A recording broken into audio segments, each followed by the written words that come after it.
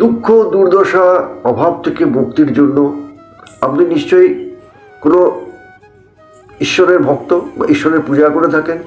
তো যে ঈশ্বরের ভক্ত যদি মা কালী হয় তাহলে একটি জবা ফুল, মা তারা হলে একটি জবা ফুল, মহাদেব হলে একটি ধুতরা ফুল, একটি বেলপাতা, আপনি যে যেটা খুশি সেটা নিয়ে রাখুন।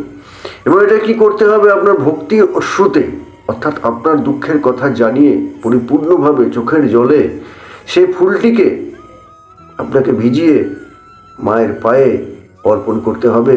বা মহাদেব যদি হন, মহাদেবের কোনো মূর্তির নিচে আপনাকে দিয়ে অবশ্যই তার আশা জানিয়ে আসতে হবে। তবে জেনে রাখবেন, একবার করলে সেটা ফল পাওয়া যায় না। এটা করার পরেও আপনাকে সেই দেব বা দেবীর বীজ মন্ত্রটি অবশ্যই আপনাকে জপ করতে হবে। তাহলে যদি এই জপ করতে থাকেন, অবশ্যই দেখবেন যে এই ধীর যে খারাপ পরিস্থিতি সেখান থেকে আপনি অবশ্যই বেরোতে পারছেন।